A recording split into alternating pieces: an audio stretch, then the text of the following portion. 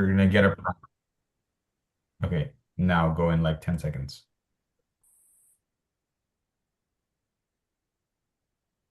Hey, great. Hello, everyone, and welcome to our information session today. My name is Tiff Mangreta, and I'm the student advisor for the Ching School.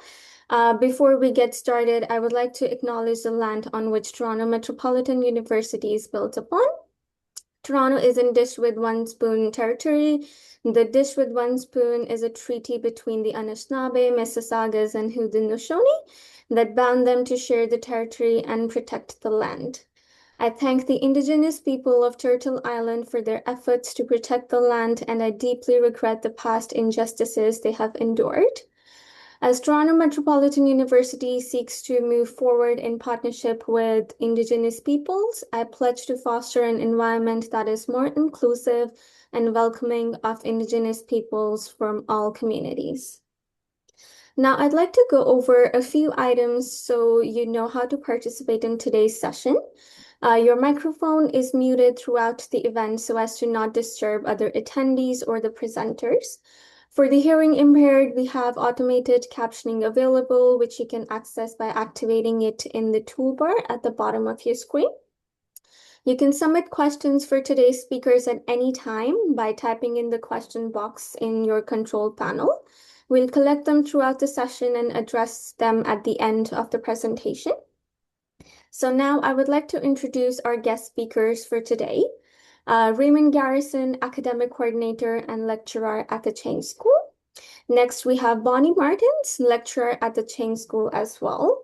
And finally, we have Michelle Nguyen, who is a student of the Certificate and GIS Technician at ASI Archaeology.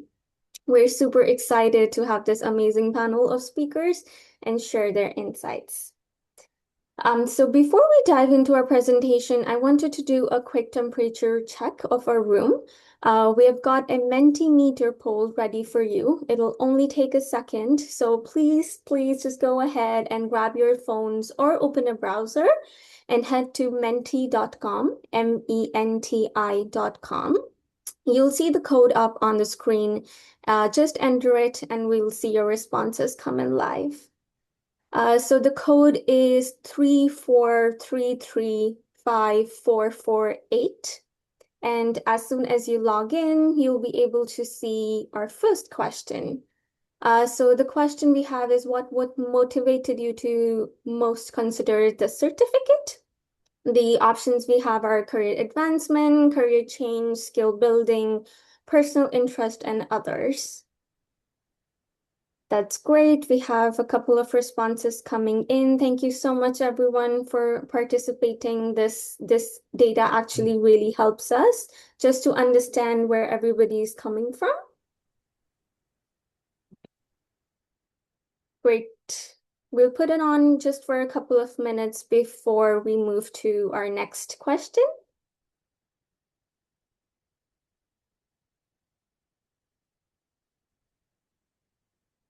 Once again, thank you so much for participating, everyone. So our major votes goes to skill building for the current role, which is always great to know. Leading with career change and career advancement. Great. So moving on to the next question, which is what is your current level of knowledge in this field? So the first option is high, I'm well informed about the field. Second is moderate, I have basic awareness. And the third is low, I have minimal to no prior knowledge. All backgrounds are welcome to the certificate, which is great.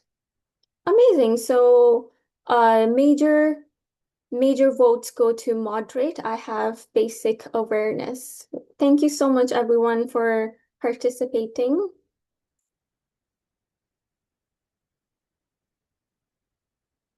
Great, that is great. Good to know.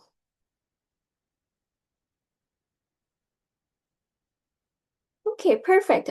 So now coming back to the presentation, I will now invite our academic coordinator and lecturer, Raymond Garrison, and industry expert lecturer at Chang School Bonnie Martins to go over a brief overview of the certificate.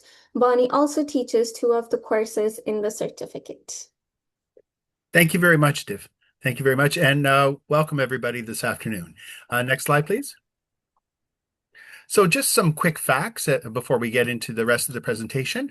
The course is delivered fully online, and you take 6 courses, 2 of which are required, and you have a wide range of options with respect to the electives you can choose, and I'll talk about that later in the presentation. It You can finish the certificate in 1 year, which is 3 terms, but often it takes up to 2 years depending on when the courses are available. The two core courses are offered every term, but the rest of the elective courses are offered annually on a rotating basis. So depending on which courses you want to take, you will finish it within 2 years. But you don't have to, because you have up to 4 years to finish the 6 courses. So 4 years is 12 terms. And the cost is per course. So when you enroll in the course, you pay for that course at that time.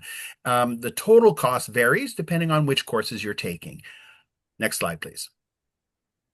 So why learn GIS? So GIS has become increasingly important as a planning tool because everything is spatial. And I'll give you an example in a moment. It's not only important to know what's happening out there, but where it is happening and what other factors affect where it is happening. So GIS allows you to layer data on interactive maps. So you can get a visual impression of the interrelationships among variables in the specific area. So you can see an example here on the right of the different types of dimensions that you can map and then determine correlations in various places between these variables. And GIS analyses can feed directly into decision-making processes and the development of policy response options. And I'll give you an example which we're all familiar with, which is during the COVID-19 global pandemic, there was a concern about vaccination rates. So, for example, for the city of Toronto, Toronto Public Health monitored the vaccination rates in various neighborhoods throughout the city, and also they used GIS to locate their vaccination centers. So if vaccination rates were low in a particular area, then perhaps they would keep the vaccination center open 24 hours to try to increase vaccination rates. If there was a lot of demand at a particular vaccination center and long lines, perhaps they'd open another center. So they kept updating their GIS maps to match the landscape with respect to vaccination rates and the location of the vaccination centers. And that's a very simplistic example looking at only 2 variables, but you can correlate that with many other variables. Sometimes socioeconomic variables can also be put in there when you're looking at vaccination rates and locations and so forth, because you want to make it as convenient as possible for everybody. So GIS does have a strong application in public health and many other dimensions, which Bonnie is going to talk about. Next slide, please. So industry trends and career paths decision. These are some of the jobs that job titles you may see on places such as Indeed or even on LinkedIn. Decision support analyst specialist, GIS analyst, specialist, technician, researcher, location analyst, research analyst, spatial database technician and analyst, geospatial data scientist, crime analyst, criminal intelligence analysts. So our graduates do find jobs in both government and private sector, also in the third sector, the volunteer sector. Some of our graduates are working there as well. And there's a growing demand for GIS professionals in all industries. So Bonnie will talk about the diversity of places where you can apply GIS knowledge, but you also see by the types of elective courses that we offer, how diverse of GIS can be with respect to fields for applying GIS skills. Next slide, please. So what you'll learn with us, it's a university-based GIS certificate program. It provides advanced data interpretation and analytical skills, offering a competitive edge over programs that focus solely on mapping. Sometimes college courses will teach you how to use the GIS to create relevant maps, but it doesn't take you that one step further to interpret them, analyze them, and then present your results. Um, Graduates will be equipped to produce GIS-based analyses that can directly inform decision making, as I said. You can gain in-demand skills for the job market by mastering the latest industry standard GIS software. So ArcGIS Pro is the latest software. And in our courses, we also use QGIS and ArcGIS Online. And there's a course that we offer that allows you to customize GIS tools using Python. So it's a Python course as well, which is one of the options that you have as an elective course. And all the software is available through TMU's remote desktop. So you don't have to download anything on your computer and you can access it remotely. So you not only develop GIS skills, but you develop expertise in data management because you'll be working with real world databases and quite large databases as well. And you'll work with a variety of databases, as it says here. And at various points in various courses, you will present what you have produced, right? So you also enhance your presentation skills, and you will also collaborate and get feedback from others in the course as well as from the instructor. So again, that collaboration skill development is there as well. Next slide, please. So I'm going to pass it over to Bonnie to talk about a few aspects of the applicability of GIS. Over to you, Bonnie. Great. Thank you, Raymond. So here we're going to be talking now about the practical skills for real world problems. I'm going to go off on some tangents here, simply because I want people to understand exactly what you're going to be learning and some of the background of some of the instructors that will be teaching you. We are all industry professionals, and all of us have been doing this for many, many years. So we have an idea about making sure that this certificate that you will be earning really demonstrates that mastery of GIS software and tools, right? We know what employers are looking for, because in a lot of cases we are also employers, that where we are working in our day jobs for some of us, right? This certificate program as well offers you this real chance to work with some gain some strong data visualization and spatial analysis skills that you may not get in other programs. So like Raymond said, you're working with some really large data sets. So in the 101 course, you're working with census data. Census data is massive with many, many different aspects to it. In my 127 course, the GIS for Community and Social Services, we're using data sets from all over the world. We use the data set from the Washington, D.C. police to do some of their mapping. We do school bus mapping. We do all kinds of stuff like that. A lot of epidemiology, things for health, right? And so, but how you end up presenting it and how you visualize this data, when you're working on these courses, the good thing about it is that you are creating a portfolio, right? So if you go to a job interview, you can pull out this portfolio and say, look, I've got proof here that I know how to visualize this data and I know how to analyze all of this spatial data. Again, that comes in with the problem solving, right? So the first couple of courses that you take, they're, of course, they're 101, 102 courses. They're ground level. You do not have to have any experience in GIS. It helps if you have basic computer skills, in that you need to be able to locate your files. If I say, hey, go look in this drive and go find your files, that's would be very, very helpful. But taking these courses, it's really going to enhance your ability to address all of these spatial problems, right? So like I said, delivery routes, we do delivery routes. We also do, like I said, school bus. We do predicting the spread of disease. We have a blue jay fever in one of my courses, right? So try to bring some levity into it, trying not to just work with our COVID data set that we have, which can be quite depressing at times, right? So next slide. So this is your chance to future-proof your skills, right? So this is going to demonstrate that you have expertise in spatial data analysis, right? And it sets you apart in competitive markets. So I just want to, again, here's my little side tangent. I actually took this certificate program many, many, many years ago, and it helped me get other jobs, right? So I ended up working as a criminal intelligence analyst for 21 years, I guess it was. And the skills that I learned in this class were essential.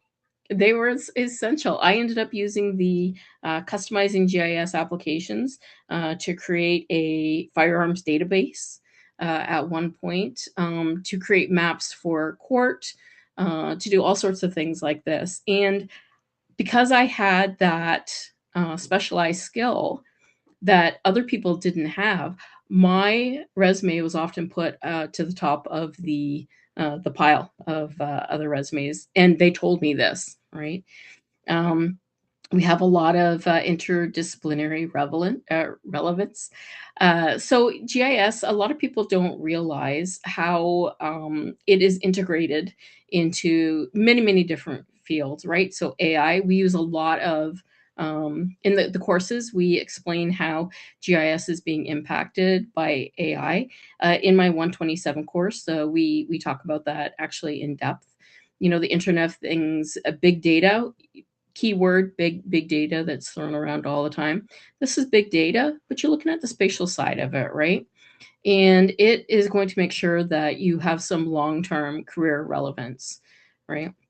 And adaptability. So TMU certified GIS professionals are equipped to pivot into emerging fields like smart cities, modeling climate impacts, monitoring environmental changes, tracking disease spread. We've had many epidemiologists in this class, and manage healthcare resource allocation, right? So where should we put that new hospital? Where should we put that new healthcare clinic, right? So the skills that you learn in this class, you'll be able to tell your employer, right?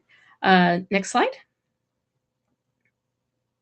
Okay, so like I had mentioned, you will be developing portfolios. So I actually tell the students, right now, we're wrapping up 101, the spring or the winter session, and the students are working on what I call their little capstone project, right? It's their lab 2, and this is their chance to be creative. And I'm getting all the emails this morning, and they are doing such amazing work, right? And I'm telling them, like, number one, I'm stealing this for the student gallery so that everybody else can see this in the future, but also put this in your portfolio so that you can show, people, you can show future employers what you can do, because this looks awesome, right? And I'm so proud of these students, right? To see how they came in right from the very beginning of not knowing the software at all and being able to,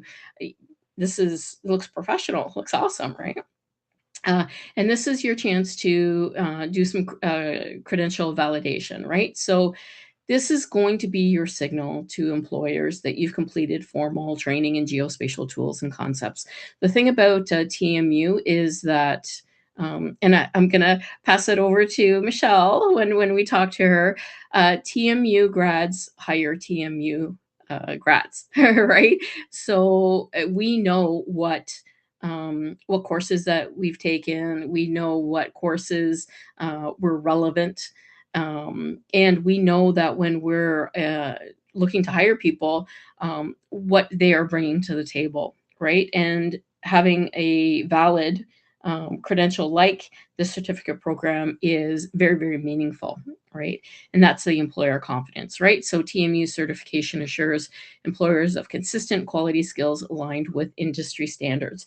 We modify the labs, we modify the courses, we make sure that we stay on top of things so that the students, they have the upper hand when they go into out into the workplace, right? Next slide. Okay, job ready.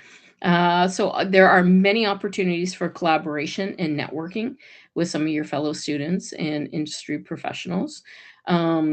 It's harder in the 101 course and I'm sure in the 102 course where you're kind of you're getting your feet wet, you're learning how to use the software and stuff. But in the upper level courses, you absolutely have a lot more opportunity to do some collaboration, to learn from your fellow students.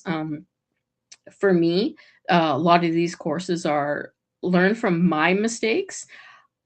A lot of times I only know how to use the software. I only know what went wrong because I made these mistakes myself, right? And this is your opportunity to share and collaborate and learn from each other, right? And the good thing is that you also have access to the TMU Career Co-op and Student Success Center to assist you with some job placements. So we've got the link there. So, and I think it's over to you now, Raymond. Oh, mute. Mute. Thank you, Bunny. Yeah. Who should take this certificate? Those looking to upgrade their skills or make a career change, and that seemed to be what many of you are interested in by the poll. The poll is always very valuable. It lets us know what people are looking to get from the certificate itself. Recent university grads starting out in the GIS industry, as long as you have a college degree or undergraduate degree, you can take the certificate program. Okay, it doesn't really matter what your degree was in, because you can pivot over to this particular certificate because it has such wide applications in almost every field. So those new to Canada looking to build a new career, it is a growing field, as I've said and Bonnie has said, and it's a good place to build a solid career with transferable skills, as Bonnie has said, into many different areas. And again, as Bonnie has said, picking up on what she said, there's no prior experience with GIS that is required. Okay, or statistics. You must have basic computer skills so you can access various files and so forth. And I've been talking to a few students of late, and they said when they start the course, it seems a little daunting, but because of the way it is structured, you're working through approximately 13 modules, and you have internal self-tests in there, small assignments and things like that. It's so incremental that by the time you get to the end of it, you think, hey, this wasn't so overwhelming at all. And I've had many students tell me that, from on day one, they think, well, this may seem difficult, but it's so incremental in the way the courses are designed, 101 and 102, that you'll feel more and more comfortable as you progress through those courses and the other courses as well. Next slide, please. Okay, certificate course structure, designed to be completed around your own schedule, part-time. As I said, it's online. It's a blend of synchronous and asynchronous components. Sometimes you'll have collaborative meetings, or industry professionals will come in and you'll have optional sessions to interact with them. I mentioned the virtual desktop already, and 2 required courses and 4 electives, which I'll elaborate on in the next screen. And as I said before, at the very beginning, you have up to 4 years to complete the certificate, to do the 6 courses. And if you're not sure if you want to do the entire certificate, you can take CODG 101 or 102 in any order, take 1 course, try it out, and then enroll in the certificate itself at a later time. Next slide, please. Wait, I just want to say one thing, Raymond, before Yes. you flip. Unsure, try out a few courses first. So I just want to say, I always ask my students at the end of their the final exam for 101, are you taking the next course? They all say that they're taking the next course. Every single one of them. Sometimes they say that they're going to take 1 semester off because it's the summer, but they all are so happy and they can see their progress. So yes, try out a few courses. So far, I think you're going to be happy. Sorry for interrupting. Go ahead. Oh, no problem. Thank you. Thank you for that, Bonnie. Next slide, please. Okay, so here you can see the diversity of electives that you can take. So the professional applications include utilities planning, business decision making, municipal applications, environmental management, community and social services, which is Bonnie's course. And then we have skills development courses. I mentioned the Python course, also digital image processing and applications, working with drone images and things like that, web mapping, map algebra, spatial database management systems, so that you're better able to manage very large databases, and spatial statistical methods. They all interface with GIS. Next slide, please. So program highlights. TMU offers through the certificate, theoretical education and practical training, flexibility with respect to the course options as you saw on the previous screen. As I just mentioned, learning is incremental with a series of hands-on activities and self-tests and so forth through a series of modules. Instructors like Bonnie are highly motivated, experienced industry professionals and academic leaders who will guide you every step of the way. Lots and lots of interaction with the instructors over time and fellow students. And again, to summarize, you learn analytical, presentation, and data management skills, collaboration and networking opportunities, and most importantly, as Bonnie mentioned, portfolio development. And I know that Michelle will touch upon that as well. Next slide, please.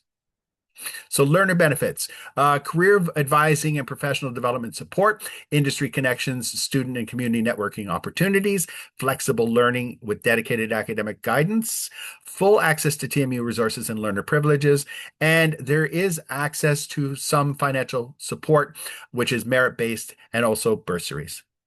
But the certificate itself is not eligible for OSAP. But otherwise, there are other avenues for financial support. And that's it. Next slide, please. Pass it back to Div. Thank you so much, Raymond and Bonnie, for sharing the overview. I love how it's a multi-sectorial approach and how hands-on we are with the data and real-world scenarios. Super exciting stuff, honestly. So now it's my pleasure to introduce one of our students of the certificate and GIS technician at ASI Archaeological and Cultural Heritage Services, Michelle Newen. Michelle will share her experience in the course and her journey with us. Welcome, Michelle. Hi, thank you for having me. So I took the certificate 2 years ago, and I completed it within a year, doing 2 courses each time, one after the other. I chose to do my certificate because I was in a field, I was in archaeology, and I wanted to pivot within my career to something a little bit more sustainable, a little bit more long term, because what I was doing at the time was very hard on my body and was seasonal. So I was looking at certificates, and I chose TMU because of its reputation. Like Bonnie said, TMU grads hire TMU grads. I work with a team of 6 people, and half of them have the certificate under their belts. It is probably the most recognizable GIS certificate in Southern Ontario, and it's very easy if you go on LinkedIn, for example, or any other networking website to see who has completed it. It's a point to message people and talk about it, and that gets you in the door for hiring. It also has a really great reputation. It's very flexible and very up to date with the industry and how it's developing. Everything I learned prepared me for a job in archaeology and outside of archaeology. So archaeology falls underneath the environmental careers, I guess, sector. But really everything that was offered in the variety of electives prepares you for, public work. So if you want to work for the government or a municipality, municipalities are always hiring. It also gives you the option to learn both QGIS and ArcGIS. And that'll, if you're in private, a lot of the like I work for a contractor. A lot of the times they will use ARC because they can pay for the license. And Q is usually if you work for a municipality, for example. it was essential to me getting my job. I actually emailed Bonnie, I think for the 2 weeks leading up to the interview. And I actually brought, so I contacted my manager, who also had this certificate. And that's how I was able to get the interview. And then at the interview, what Bonnie said about the portfolio, I actually brought in 3 different types of work that I had completed during courses, and that's what made me stand out. I was able to talk about them during my interview, and it was a good visual motivation for those who are hiring me to pay attention to my resume over anyone else's. Um, some advice for students or professionals entering this area, I really, really highly encourage you to use your professors. These people are very responsive. I have emailed multiple professors about job outlooks and connections, and I've had so many responses back, and they're always so helpful. They really want you to succeed. So as you're taking these courses, message your professors, get to know them, get to know what they specialize in. Bonnie does crime analytics. There's another professor who does stuff with the TRCA, and really get to know their work and their interests and talk to them about your strengths so you can build up your marketability. Yeah, I would say that this certificate was essential for me getting the job. And I also started with no experience in GIS, and now I able to use it proficiently on a daily basis. Great. It's wonderful. Thank you, Michelle. Thanks a I just lot. want to jump in. Michelle, we were so happy when you said that you got the job. I did a little dance in my kitchen, like yes, yes. And I forwarded your email to Raymond, and he was like so happy, because we're here we want everybody to succeed, right? We're not doing this just for a paycheck, or at least I'm not. I get a lot out of the success of my students, and it makes me so happy and so proud. So I'm so glad that I was able to help even just this much in your career advancement. So yeah. You helped me so much. Everyone I studied under definitely did. So yeah, thank you. Yeah. Thank you so much, Michelle. Your story is a testament of what outcomes this field can provide and the potential it has. And your story is the reason why we do what we do. So thank you, Michelle, and thank you to our speakers. That ends the presentation portion of today's session. We will now open the floor to everyone for Q&A. Please enter your questions by typing them into the question box of the control panel. I see we have a couple of questions already coming in, and our client services advisor, Sandra, has already started answering those. So thank you so much, Sandra, for our background support. So I would take the first question. It's by Will Howie. Thank you, Will, for your question. So he says, comparing GIS and surveying, which field is more resilient to AI removing jobs, and what kind of employment hurdles can be expected going forward with the impact of AI? You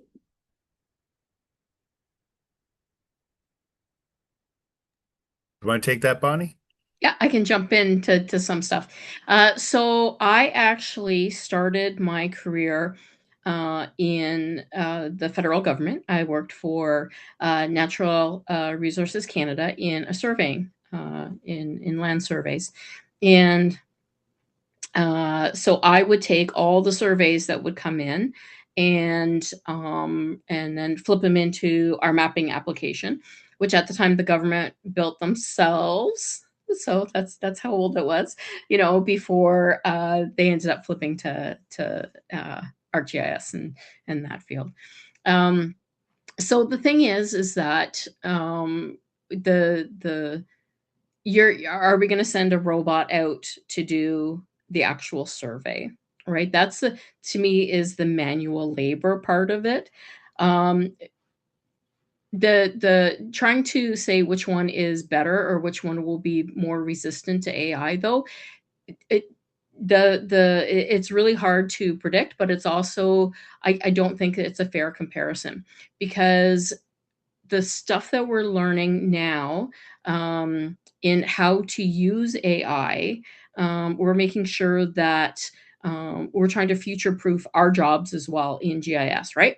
So we are not going to let them take it over, AI, right? But we're using the tools and we're getting rid of some of the more mundane things, more so making sure that, because a lot of people don't realize a lot of GIS can be cleaning data, right? Like making sure that all these data sets that are transferable into GIS or even transferable into Excel, right? Like it's very difficult sometimes with the data that we get. So we're learning how to harness AI to do stuff like that, right? And then to do pattern recognition and that sort of thing. So that's the stuff that we cover in 127 now. Michelle, that's what you missed, right? The last couple of years. So how we've updated the course to kind of cover stuff like that. So I hope that answers. Raymond, if you want to jump in and say anything, or if you have anything to add to that. I was just going to add that in general at TMU, we're working with integrating AI into various courses and in things that we do. AI is a tool. As Bonnie said, it can automate many processes that are mundane or tedious. But in the end, one of the things you're getting from the certificate program, from the courses, is this analytical skill. So AI can perhaps present you with some options, but you will make decisions on the validity and applicability of those particular options that AI may present to you. So it's a tool for helping in the analysis, but it doesn't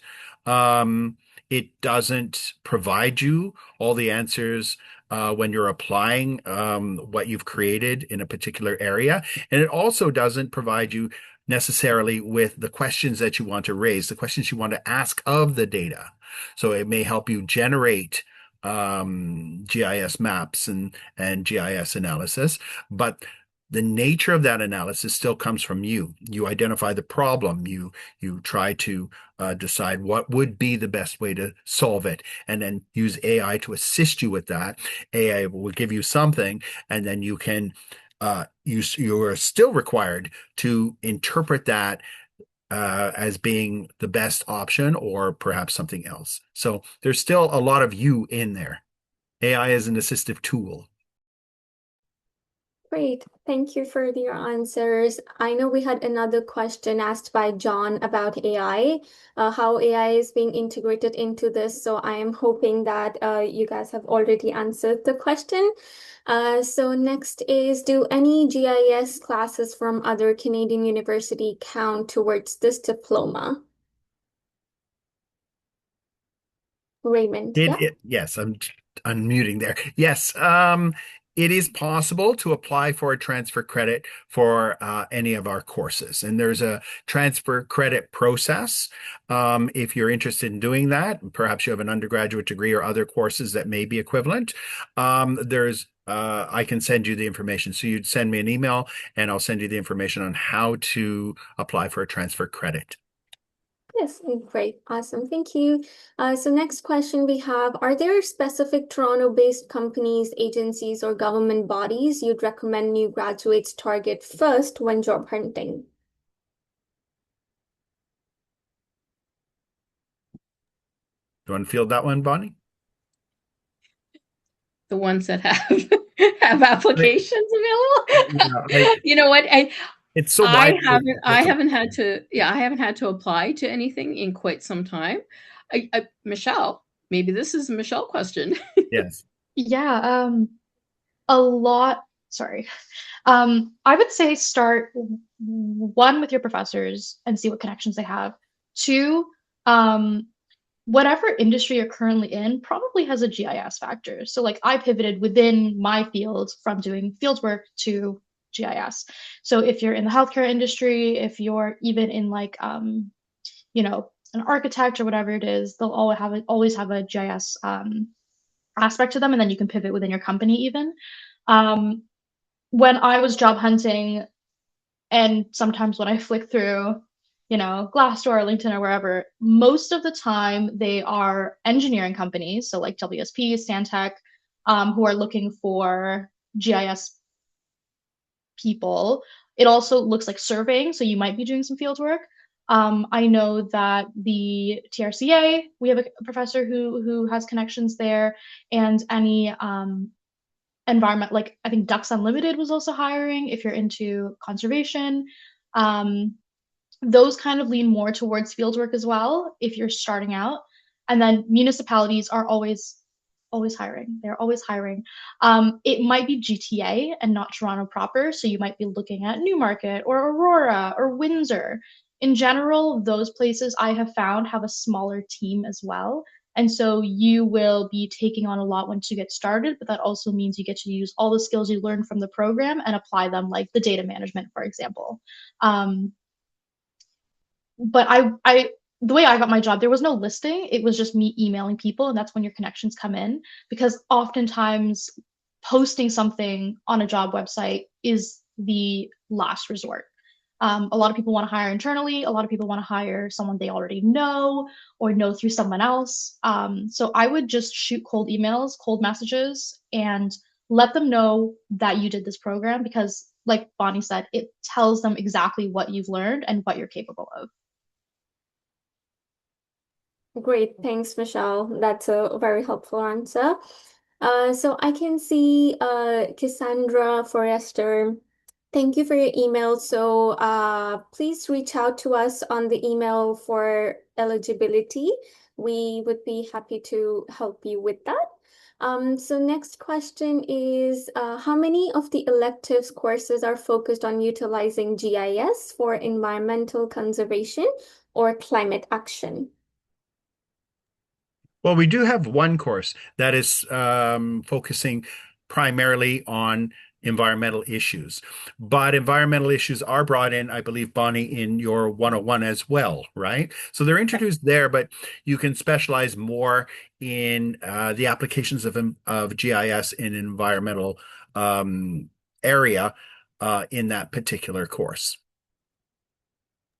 Can I just say, though, as well, that a lot of the skills that you learn in each of the courses, it's the same skills that are or the tools that you'll learn and that you'll use. They can be used anywhere. Like Michelle, did you actually even take the environmental course? Was it offered? Or No, it yeah, wasn't in rotation, but I currently, like everything that I learned, I use in my environmental sector job right now. right. But I mean, Especially so like, like sorry, so like you learned like buffering in one yep, course and it wasn't necessarily environmental, but you just use it, you learn the skill in maybe in it's the a same, business or yeah, whatever, but yeah, it's okay. the same core tools that you're always Mhm. using, like the most common, which we always go over, like the buffer, the intersect, and all Yeah, that stuff. It's the same, and you can apply it in any situation because the program teaches you to think from a GIS perspective, yeah. and then it shows you the tools. So you'll be able to do it even if you don't take that course. You said it better than I could. There we go. Thank you. Thank you so much, Michelle. Yes. That's why we have you here.